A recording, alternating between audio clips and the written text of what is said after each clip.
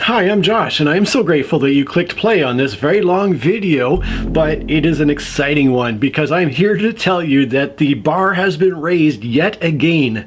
Yes, I'll cut straight to the chase here. The Curse of Chalion by Lois McMaster Bujold is my new #1 rated fantasy of all time.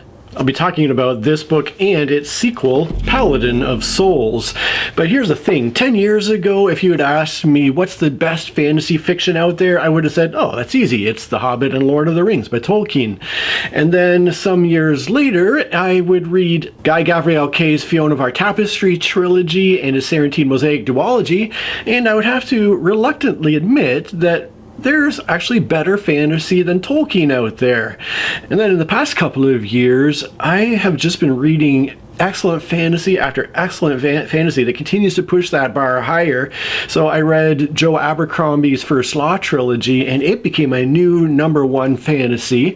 And then I read Laini Taylor's Strange the Dreamer duology, and it was vying for that #1 position there. And now along comes Curse of Chalion, and it represents what a perfect 10 out of 10 book is to me now. So it's amazing that I keep finding these wonderful books, and yet I'm astonished that I had not heard of Lois McMaster Bujold until I watched Zara on the Books with Zara channel talk about this book, and I'm like, okay, that sounds right up my alley. I'll give it a shot. And it turns out that Lois McMaster Bujold is a massively award-winning author. In fact, at the back of Paladin of Souls here, it states that she has won more Hugo Awards for Best Novel than any other author, with the exception of Robert A. Heinlein, and has also won multiple Nebula Awards. So I have no idea how I've never heard of Lois McMaster Bujold before. Why is nobody talking about her? Well, I'm going to try to rectify that, and I'm going to talk about these books for a while today, and it just fills me with so much pleasure to be able to talk about these awesome books. Let's get right to it.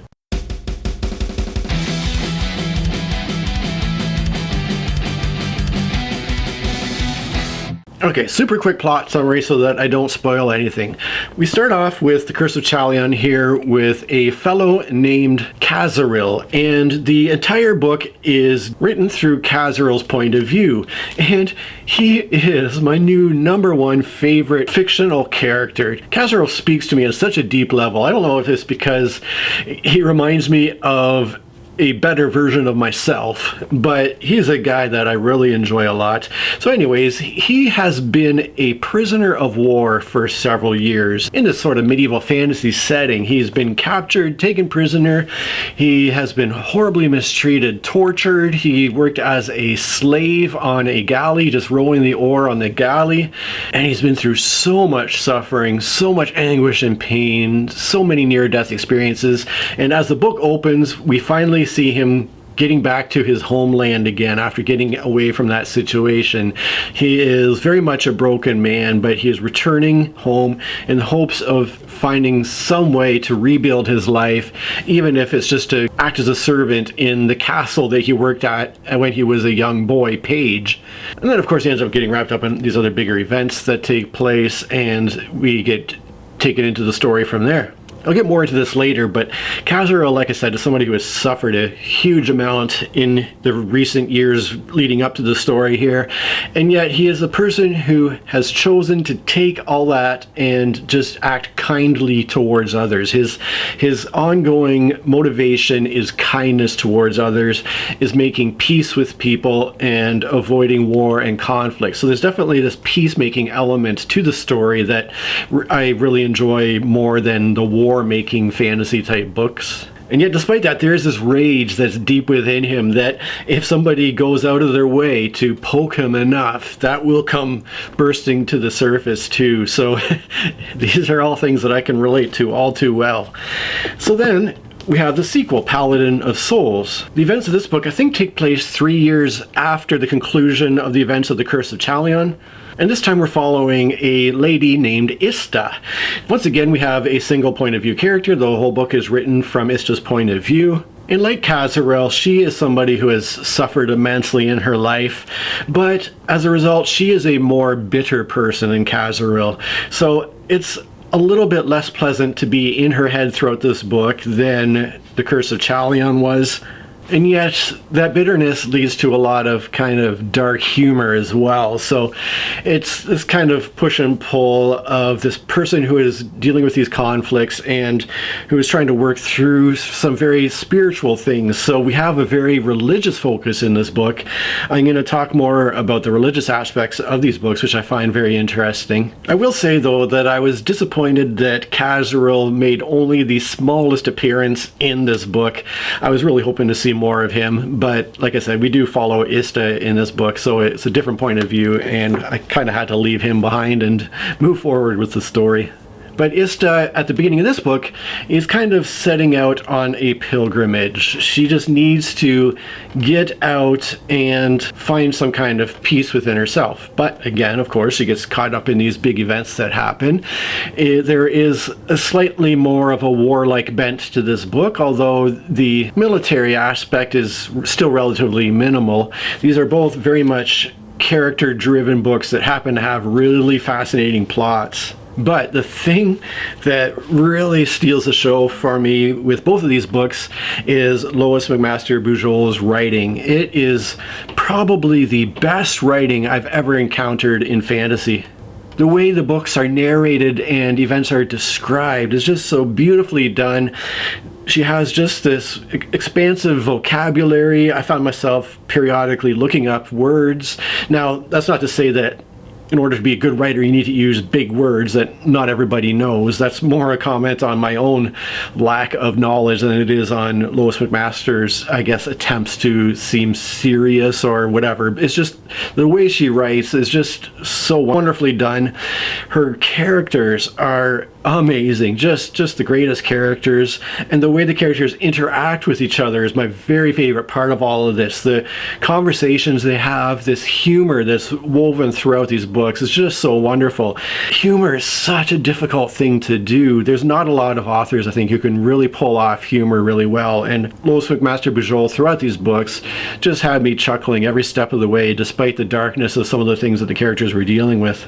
Let me give you a couple of quick examples from each book, starting with The Curse of Chalion. Here is just an example of her descriptive writing. In this paragraph, our main character, Kazaril, is observing a teenage nobleman who is trapped in his life of nobility within this castle and is just so antsy to get out of there and just be a teenage kid. And so it says, Kazaril puffed a laugh. 5 gods, but what a horrible age that was to be for any boy.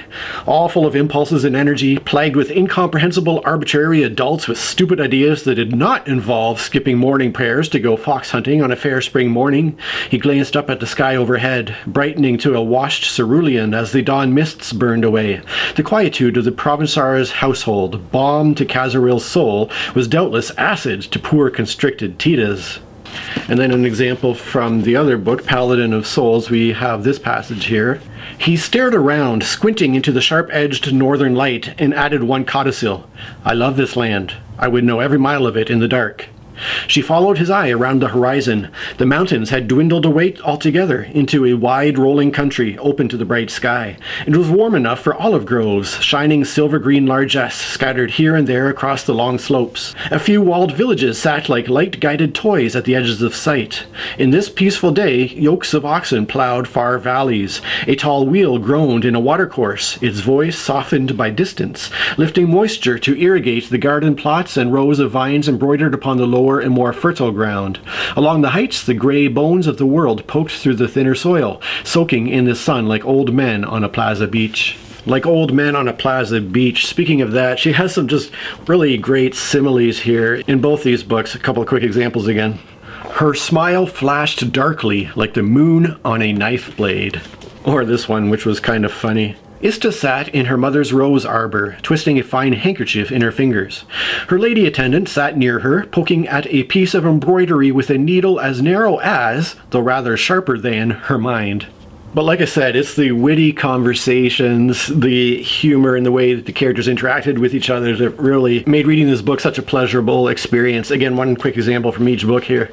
Here we have Kazaril conversing with one of his friends named Pali, and Pally is trying to pull this story out of Kazaril that Kazaril is very reluctant to tell.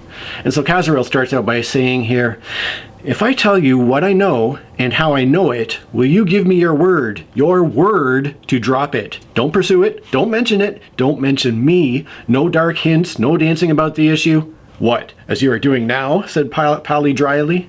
Kazaril grunted, half in amusement, half in pain. Just so. Pally sat back against the wall and rubbed his lips. Merchant, he said amiably, to make me buy a pig in a bag without ever seeing the animal?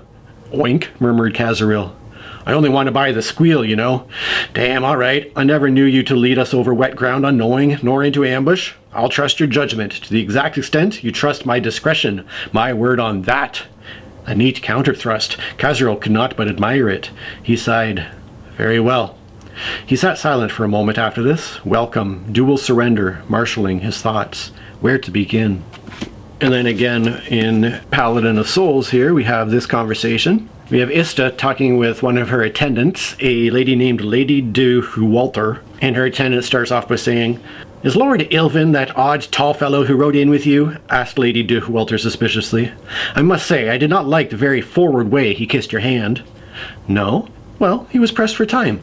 I shall make him practice later until his technique improves. Lady de Huwalter looked offended, but Divine Tovia at least snorted a little. It's just such great stuff. I tell you, if I were to ever write something, I would wish I could be half as good a writer as Lois McMaster Bujold. I find with a lot of books, fantasy books in particular, characters are kind of starting off at, kind of a normal level, and then throughout the book, bad things are happening and things are getting harder and harder, and the mood is kind of lowering, the tone is getting darker and darker, and then finally when everything seems hopeless at the end, they manage to resolve it and everything shoots up, with the exception of grimdark type books, I suppose, but in terms of your standard fantasy, we get a nice happy resolution. So finally, after going through all this trouble and struggle and reader kind of anxiety, we get this great conclusion at the end. But the way that The Curse of Chalion is written in particular, we get the character is struggling, then this great thing happens, then the character is struggling, tough things are happening, then this awesome thing happens, and so you're constantly being pulled back up to these happy highs every step of the way. And yeah, then things maybe get a bit darker, and then it's not just kind of a gradual oppressive feeling that finally gets resolved in the end. There's just constantly these great things happening that are leaving me happy throughout the story and making me chuckle, like I said, with the humor a lot of the time. So, but having said that, it's not all perfection. Despite a 10 out of 10 rating that I might give to a book, it's not going to be perfect in every way. It's going to be perfect for me, but there still might be some minor issues with it. One example is I was a little uncomfortable with the fact that Kazaril, who is 36 years old at the time that The Curse of Chalion is written, has a bit of a fancy for an 18-year-old girl, a girl who's exactly half his age. And he himself is a bit conflicted with the age difference because he thinks to himself, she's too young for you, old fellow.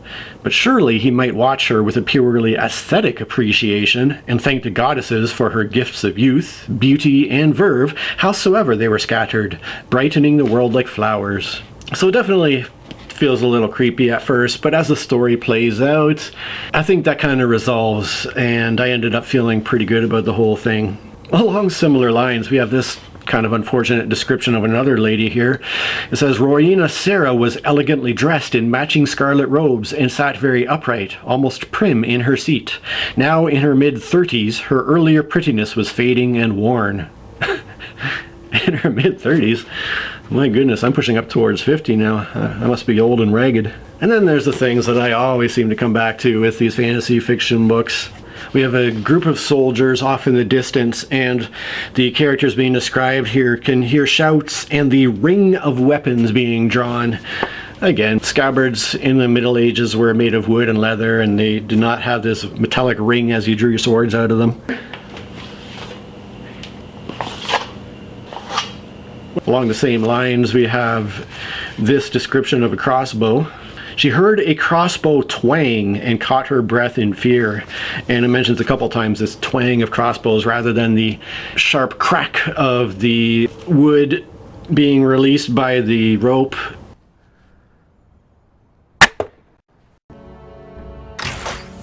It's certainly not going to be an elastic band type of twang that you hear. And then there's this old issue of characters being able to read all kinds of things just from looking at the expressions on their fellow characters' faces. And here's this example says, Ilvin's expression across the bed from her was a study in surmise, a complicated amalgam of memory, regret, and horror. So from a single expression on his face, she can see that he has these memory, regret, and horror. I don't know. There's just a lot to read into a facial expression. But the one thing that really was kind of continuously unpleasant, I think, was the fact that in Paladin of Souls, one of the primary characters is a fat man, and the story keeps coming back to the fact that he's fat and kind of tries to use it as humor in some cases, and just kind of the way he's described is not super respectful. For example, here's one thing that keeps getting repeated in the story. This array you describe is very strange, mused Decabun, rubbing his chins. And it does mention several times him rubbing his chins as he was deep in thought, or just the fact that he had difficulty moving quickly because of his size, and yeah, you know, just not super comfortable with all that sort of stuff. But those issues aside, I mean, there's really almost nothing that I can find wrong with The Curse of Chalion in particular, and I'll talk later about the ratings, but Paladin of Souls is one that I enjoyed a lot as well. Before I go on and talk about some of the themes of the book, let me send out a huge thank you to my Patreon supporters, especially my higher tier supporters, Abe O and Mojo Dam, and my even higher tier supporters, Joanna, King Booty, and Saver Girl, and my level 1 million tier supporter, Osmondas Perfect. Supporting me in this way is really a bigger help than you realize, I'm sure, because of my situation, but I really appreciate you so much, and you just allow me to keep doing what I'm doing, so thank you. Now, like I mentioned, The Curse of Chalion in particular is very much geared towards an idea of peacemaking, of resolving conflict, and Kazaril, as somebody who has suffered a great deal directly as a result of war, feels very strongly that war is a horrible thing. We have Kazaril here speaking with a young lady that he's tutoring, and he is talking about battles and strategy, and he's talking about a particular battle that he was involved with. And it was a battle that ostensibly Kazaril's side had won, but Kazaril says Chalion lost more than Di Gironal gained on that ill-conceived venture. His student's eyebrows bent. Was it not a victory? By what definition? We in the Rocknari princedoms have been pushing and shoving over that border area for decades. It used to be good land. It's now a waste. Orchards and olive groves and vineyards burned, farms abandoned, animals turned loose to go wild or starve. It's peace, not war, that makes wealth for a country. War just transfers possession of the residue from the weaker to the stronger. Worse, what is bought with blood is sold for coin and then stolen back again. He brooded and added bitterly, Your grandfather, Roy Afonso, bought Gauterje with the lives of his sons. It was sold by March de Gironel for 300,000 royals. It's a wondrous transmutation where the blood of one man is turned into the money of another. Lead into gold is nothing to it. Can there never be peace in the north? Asked Beatrice, startled by his unusual vehemence. Kazaril shrugged. Not while there is so much profit in war. Like I said, in the sequel, Paladin of Souls, there is a little bit more in terms of military conflict. We have two friends who are on a castle wall observing a battle, and it is clear that one of their friends is in a very perilous situation and is likely to die. And one character comments that if their friend dies, at least he's going to take a bunch of the enemy with him. And the soldier that she's talking to says, He will if I have anything to do with it, growled Foy. Yes, do you imagine not one of them is also beloved, as our friend is? Sort of making the point that as much sorrow as they're experiencing at seeing their friend possibly heading to his death, the one man who's trying to find comfort in the fact that he's going to be taking others with him in his death, whereas the person he's with counters with the fact that every one of those people that he's taking with him are beloved just as much as their friend is. And then the two bigger themes that I want to focus on here are the theme of suffering and who we are in the midst of suffering.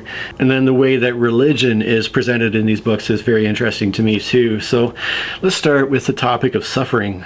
And Ista, right at the beginning of Paladin of Souls, asks herself a question that I've been asking myself a lot over the past few years.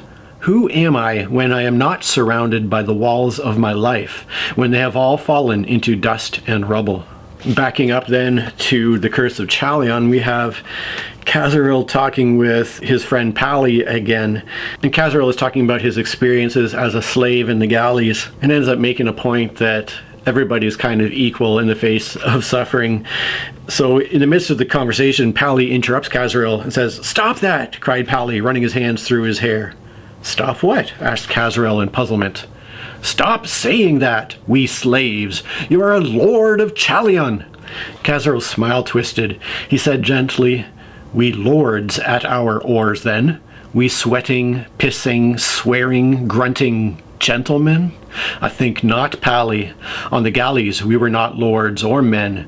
We were men or animals, and which proved which had no relation I ever saw to birth or blood. The greatest soul I ever met there had been a tanner, and I would kiss his feet right now with joy to learn he yet lived. We slaves, we lords, we fools, we men and women, we mortals, we toys of the gods. All the same thing, Pally. They are all the same to me now." And that leads naturally into the point made in Paladin of Souls that death is the great equalizer.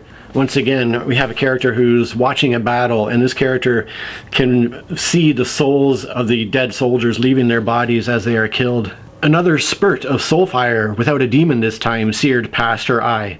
An ordinary enemy soldier slain, or one of her friends' defiant volunteers? From a god's eye view, she realized, it made no difference. All death births were accepted equally into that realm. I myself have faced death pretty closely a couple of times, and this character who is facing his own death has, I think, a similar thought to I've had before, and it says, "He found oddly little regret in his heart for his own lost life. He'd seen more of the world than most men ever did, and he'd had his chances, though the gods knew he'd made little enough of them. Marshalling his thoughts as he sheltered under his covers, he realized with some wonder that his greatest dismay was for the work he'd be forced to leave undone." Which is a good reminder to me, knowing that I could have died a long time ago, and I could still die at any time, that I should maybe make better use of the time I have. And yet, I can relate to this character's thoughts in Paladin of Souls, too. This character says, "I have come very late to everything, to forgiveness, to love, to my God, even to my own life." And then a bit later she says, "I am too old to start over." And I wonder about that with where I've ended up here in my late 40s, if I've kind of lived my life and now I'm kind of coasting through the rest, or if somehow something new is going to start and I'm going to discover kind of happiness and a real life late in life. I don't know which way it's going to fall for me. But here's a good reminder too. It says, "He sighed," and then he says, "Well, it is a particular sin to permit grief for what is gone, to poison the praise for what blessings remain to us." It is a particular sin to permit grief for what is gone, to poison the praise for what blessings remain to us. I suppose one good thing about suffering is that it sort of creates a bit of a fearlessness in a person who's suffered a lot, because, I mean, what can be done worse than what I've already experienced? And the character here says, "One learns better than to hand one's choices to fear. With age, with every wound and scar, one learns." Along with that is a bit of an apathy to the trifling surface level vanities, I guess. And so we have Kazaril here, who has found himself in a position of power, and there is a certain amount of jealousy from another man here. The book says, "The Royce's stern secretary tutor, Sir Desanda, seemed unnecessarily unnerved by Kazaril's new rank. He laid claim to a higher place at table or in procession above the mere lady's tutor, with an insincerely apologetic smile that served, every meal, to draw more attention than it purported to soothe. Kazaril considered trying to explain to the man just how much he didn't care, but doubted he'd get through, so contented himself with merely smiling back, a response which confused Desanda terribly, as he kept trying to place it as some sort of subtle tactic. When Desanda showed up in his schoolroom one day to demand his maps be returned, he seemed to expect Kazaril to defend them as though they were secret state papers. Kazaril produced them promptly, with gentle thanks. Desanda was forced to depart with his huff barely half vented.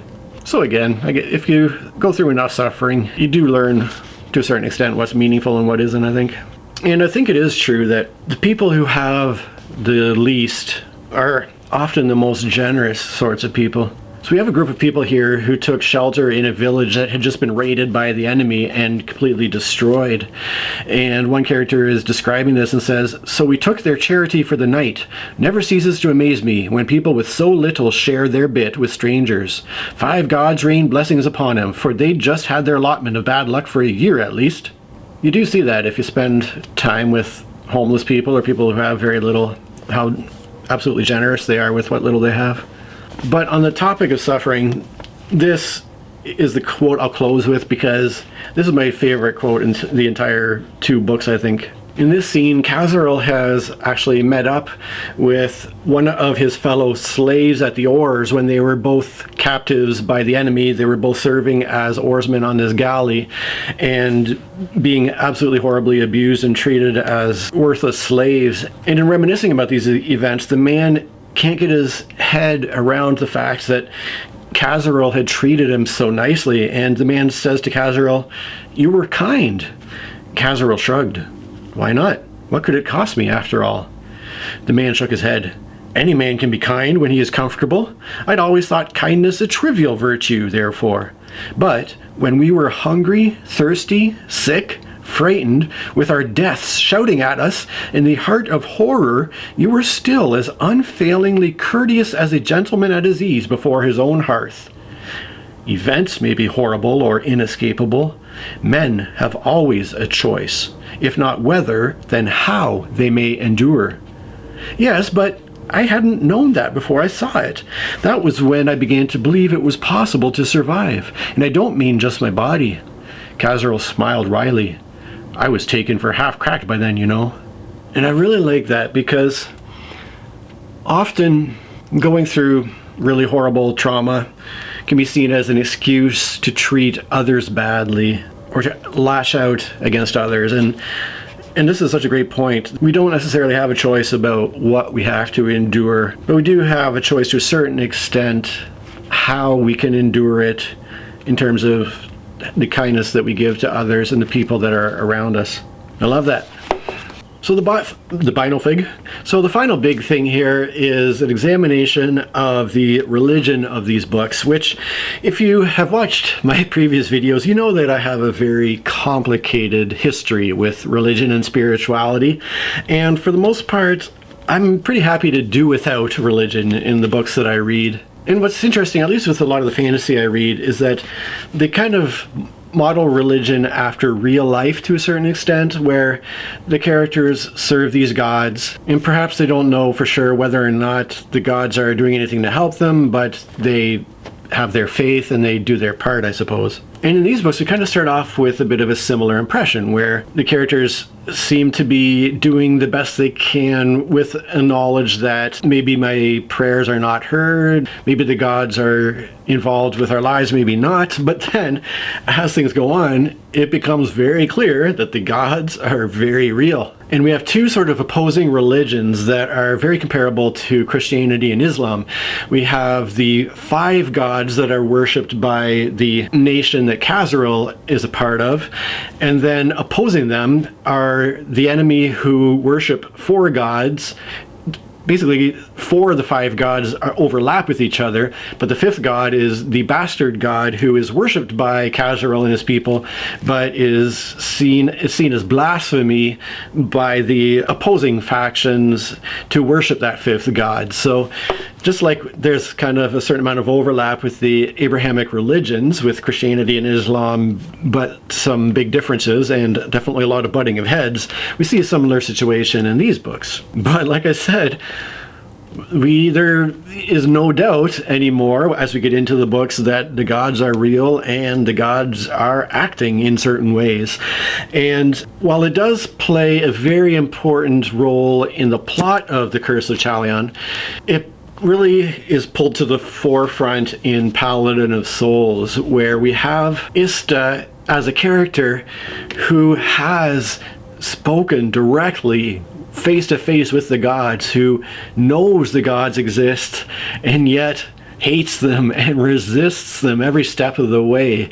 She is sort of forced to work with them, or at least allow them to work through her, and yet she curses them every step of the way and really doesn't want anything to do with them. So it's such an interesting dynamic and relationship that Ista has with the gods. I appreciate it, and I find it amusing, and it was kind of interesting to read, although there are points in the book where the kind of monologues or internal thoughts about the workings of all this kind of go on a little bit long and detract a little bit from the plot moving forward to a certain extent, but it's still pretty interesting nonetheless. Here's something that made me chuckle first from The Curse of Chalion here. Once again, we're back to a conversation between our main character Kazaril and his friend Pali.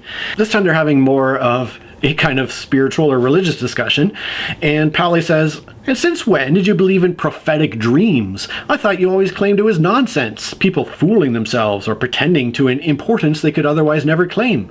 It's a recent conversion. Look, Pali, just do it for the experiment, to please me, if you will." Pali made a surrendering gesture. "For you, yes. For the rest of it," his black brows lowered. "Ibra? Just who would I be writing in secret from?" Di Girono, mostly. "Oh? Diarin might be interested in that. Something in it for him?"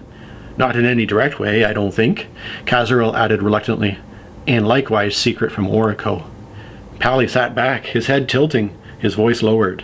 "Coy, Kaz, just what kind of noose are you offering to put around my neck here? Is this treason?" "Worse," Kazaril sighed. "Theology." Next, here are a couple of things that I can very much relate to with my own spiritual journey. A character says, "I made my obeisances, but if the Father of Winter ever heard me, he gave me no sign. I was never the sort to receive portents, or to delude myself that I had. Silence was always my portion in return for my prayers." But there are some things that are even worse than silence, which again is relatable to me. This time Kazaril speaking with one of the religious leaders, and it says, "As Kazaril lingered, wondering what assistance he might offer, the Archdivine emerged from the antechamber and started down the corridor, his face set and introspective." "Your Reverence?" Kazaril touched his 5-colored sleeve in passing. "How goes the boy?" "Ah, Lord Kazaril," Mendinal turned aside briefly. "The Chancellor and the Royess have given me purses for prayers on his behalf. I go to set them in motion." "Do you think prayers will do any good?" And then he thinks to himself, "Do you think any prayers will do good?" "Prayer is always good." Kazaril thinks again. "No, it's not." Kazaril wanted to reply, but held his tongue. Mendinal added suggestively, lowering his voice, "Yours might be especially efficacious at this time." Not so far as Kazaril had noticed.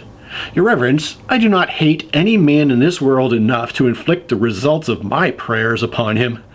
And similarly, we have this. This time we have Ista conversing with one of the gods, and she's saying, "The last time I tried to follow the gods' wholly addled, inadequate instructions, I was betrayed into murder," she raged. "But for you, I wouldn't need redemption. I don't want to be part of you. If I thought I could pray for oblivion, I would. To be smudged, blotted out, erased, like the sundered ghosts who die to death indeed, and so escape the world's woe. What can the gods give me?" It's kind of scary how deeply I relate to that. Here we have Kazaril speaking to somebody else, and there is somebody who's deathly ill, and Kazaril is wondering if this person has been punished by the gods, as has been suggested by somebody else. And so Kazaril says, "Is he punished?" he asked her. She rubbed the back of her neck in a weary gesture. "How do I know? Head injuries are the strangest of all. I once saw a woman whose eyes appeared wholly undamaged go blind from a blow to the back of her head. I've seen people lose speech, lose control of half their body, but not the other half. Are they punished by the gods? If so, the gods are evil, and that I do not believe. I think it is chance."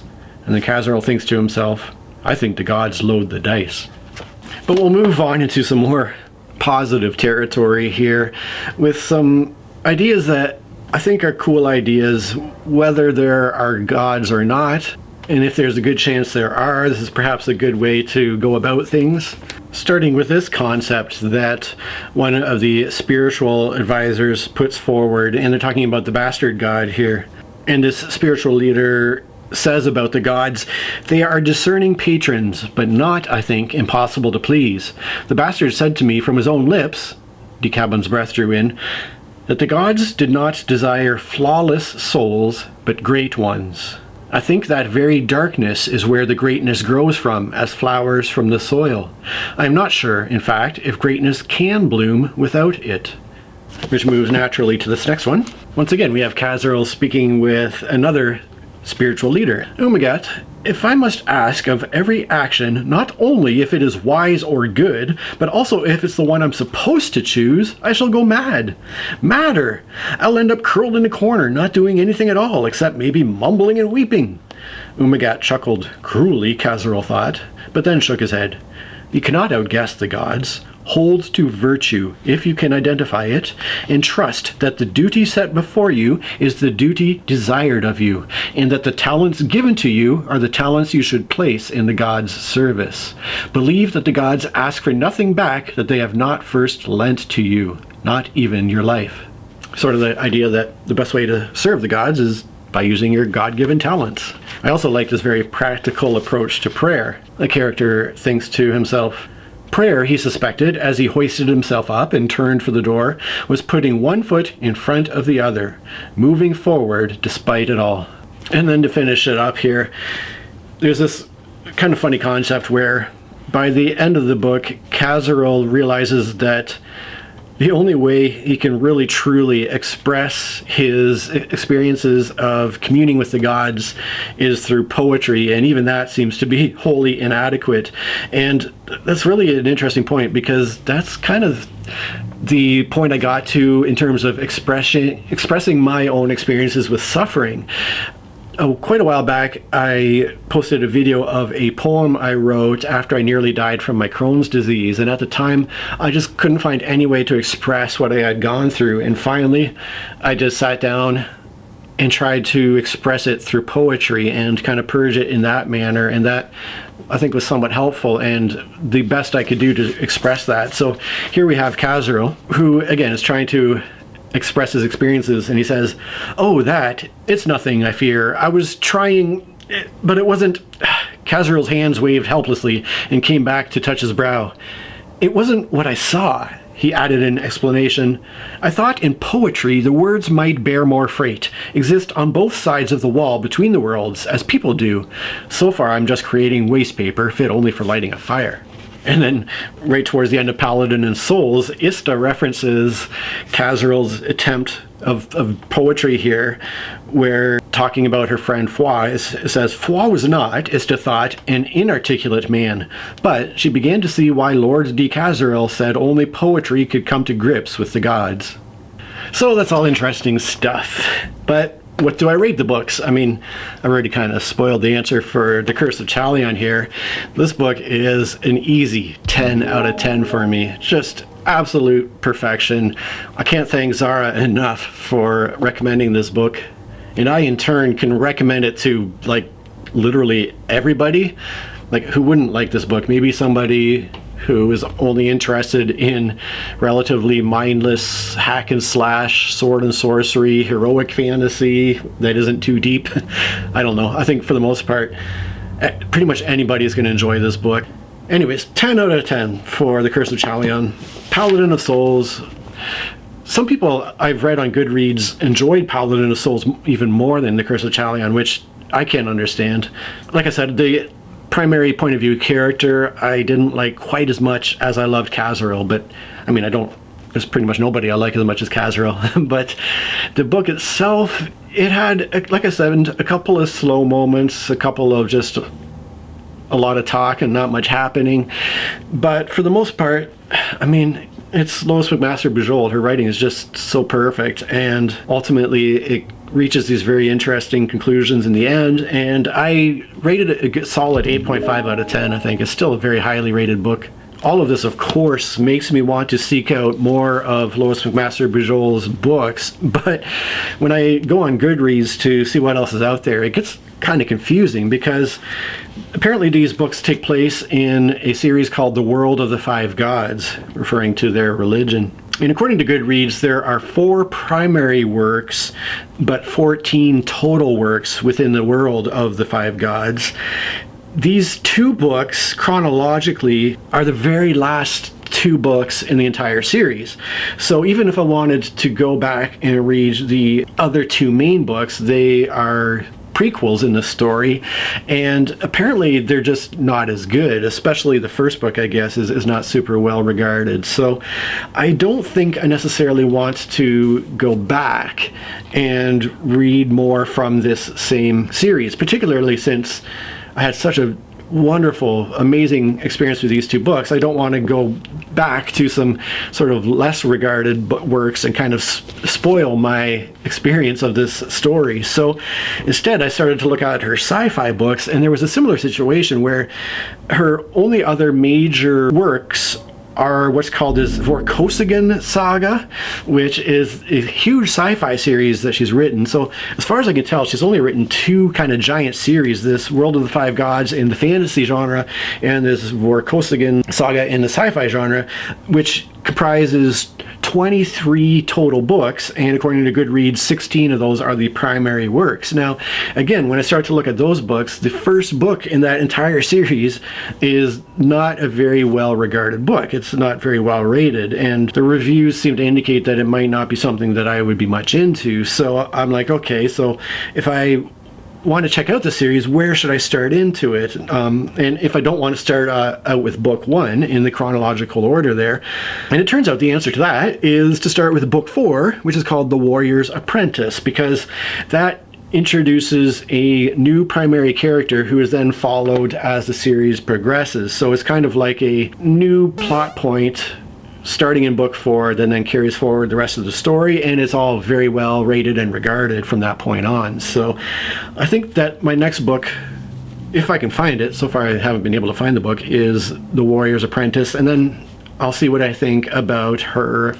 sci-fi writing. So I'm looking forward to getting into that at some point. But what about you? What have you been reading?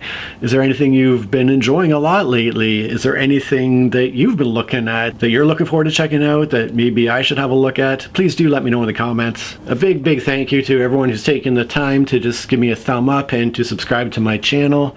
I appreciate you supporting me in that way, and I really appreciate you watching this video, especially if you got all the way to the end here. That's pretty wonderful. Thanks so much. Hi, I'm Josh from the YouTube. I know, whatever. And then in the recent past couple of, so had me hanging on to these books, it's going to be perfect for me, but it's going to be perfect for me, but there still might be some mild issues. Yes, do you imagine not one of them is also beloved? Yes, do you know? Yes, do you? He sighed, and then said, as he kept trying to place it as some sort of subtle tactic, when DeSanta showed up in Izel's classroom one day, schoolroom one day to demand he laid claim to a higher place at table or in So we have a group of people, and the man says, we always have the choice, if we don't have a choice of whether to, but we do have a choice about, and I kind of start off, and in these books we kind of start off with these,